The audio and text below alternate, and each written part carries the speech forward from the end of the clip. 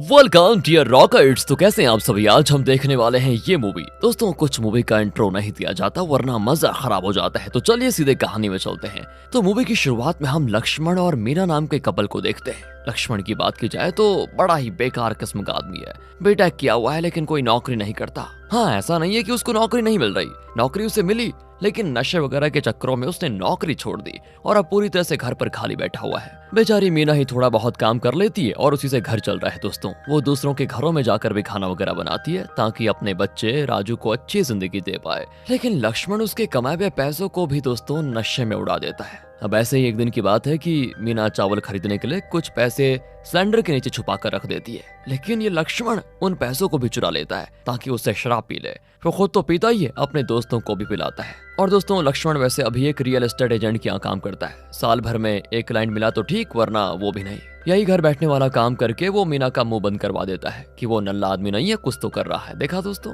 अगले दिन मीना को जब पता चलता है कि उसके पैसे गायब हो गए हैं तो वो समझ जाती है कि पक्का ये काम लक्ष्मण के सिवा कोई नहीं कर सकता। वो उसे चिल्लाते हुए कहती है कि कहाँ गए मेरे पैसे जो मैंने चावल खरीदने के लिए बचा कर रखे थे।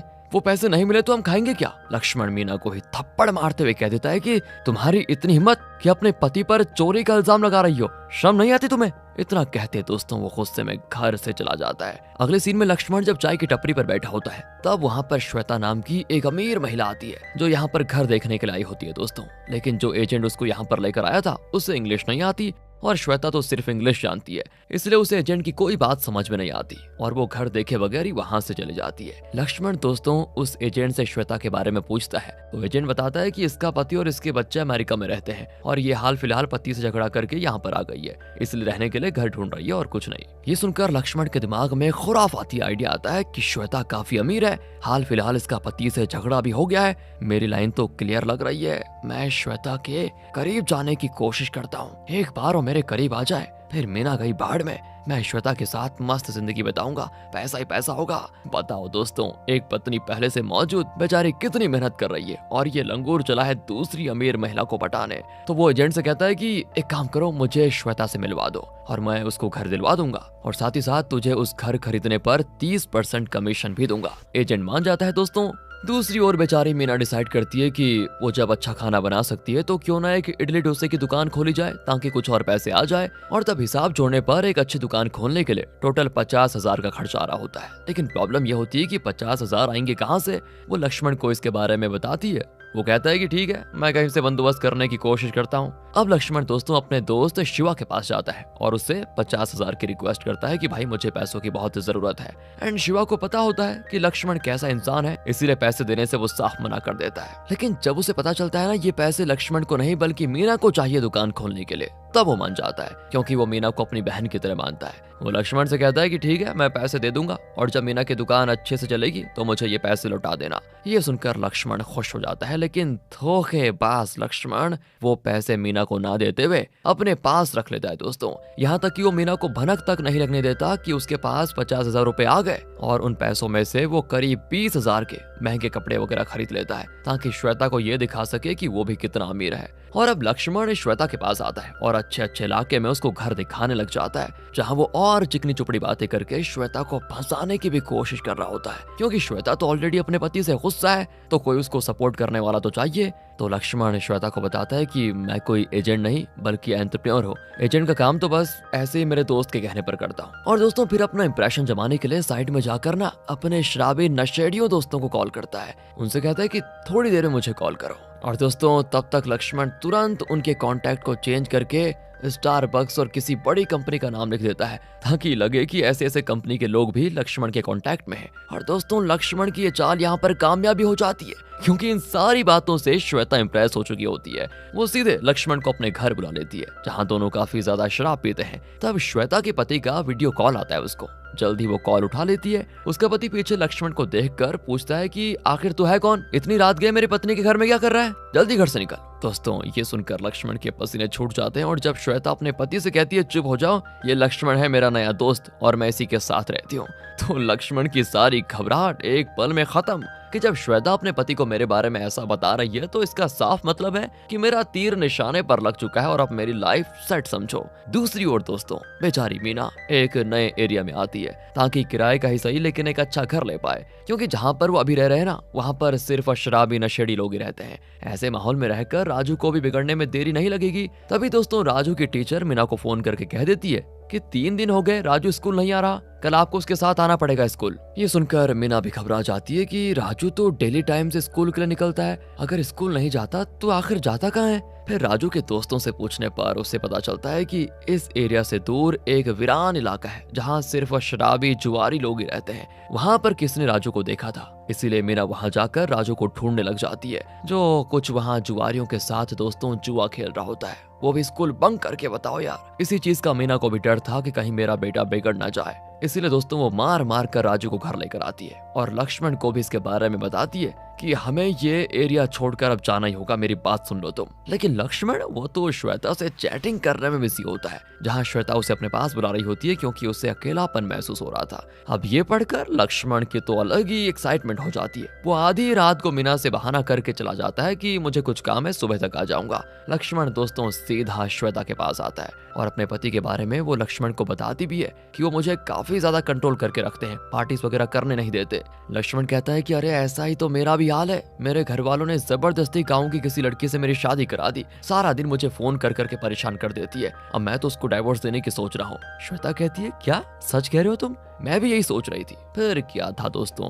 दोनों पड़ जाते हैं एक दूसरे के प्यार में। लक्ष्मण तो पैसे के चक्कर में आया था और श्वेता ऐसा पार्टनर ढूंढ रही थी जो उसका साथ दे दे और किसी चीज पर रोक न लगाए। अब ऐसे ही समय बीतने लग जाता है। लक्ष्मण डेली रात को बहाना करके श्वेता के पास पहुंचता है, उसके साथ पार्टीज एंजॉय करता है, घूमता फिरता है, मस्त रहता है, बिल्कुल जन्नत वाली लाइफ। इतना ही नहीं दोस्तों, लक्ष्मण अपने सारे शराबी दोस्तों को बड़े से होटल में पार्टी भी देता है। सारे दोस्त भी हैरान हो जाते हैं कि भाई ये कौन सा खजाना इसके हाथ लग गया जो इतने पैसे लुटा रहा है। पार्टी के बाद जब लक्ष्मण अपने दोस्त श्रीनिवास के साथ घर जा रहा होता है तभी श्वेता उसे वीडियो कॉल कर देती है। अब उन दोनों की बातें सुनकर श्रीनिवास को पता चल जाता है कि आखिर पूरा माजरा क्या है। अपनी पत्नी को छोड़कर ये दूसरी अमीर महिला के साथ इश्क लड़ा रहा है जो उसे पैसे भी दे रही है। तभी लक्ष्मण उससे कहता है कि देख देख, इसके बारे में तू मीना को मत बताना, उसे बस पैसे चाहिए ना, श्वेता से 8-10 लाख रुपए लेकर उसके मुंह पे मार दूंगा और बोलूंगा डाइवोर्स दे दे मुझे, फिर क्या मेरी लाइफ भी सेट हो जाएगी भाई, और मैं तुझे भी कुछ पैसे दे दूंगा मुंह बंद रखने के लिए। लेकिन दोस्तों श्रीनिवास कहता है कि इस तरह के हासिल किए हुए पैसों की मुझे जरूरत नहीं है, इसे तो अपने पास रखेगा तो बेहतर होगा।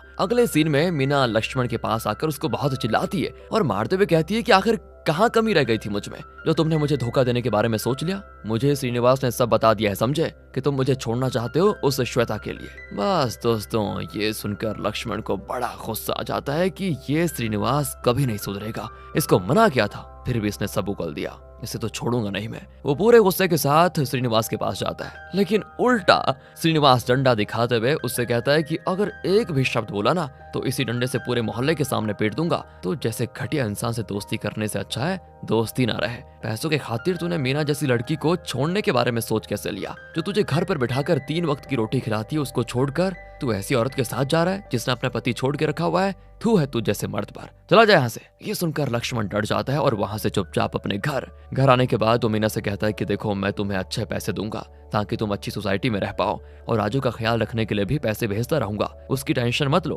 बस डाइवोर्स के पेपर्स पर सिग्नेचर कर दो। बेचारी मीना बस रोई जा रही होती है दोस्तों कि अगर पता होता कि लक्ष्मण इतना घटिया निकलेगा तो वो कभी उससे शादी करती ही नहीं। सच में दोस्तों जितना अच्छा इसका नाम है ना, हरकतें उतनी ही बुरी।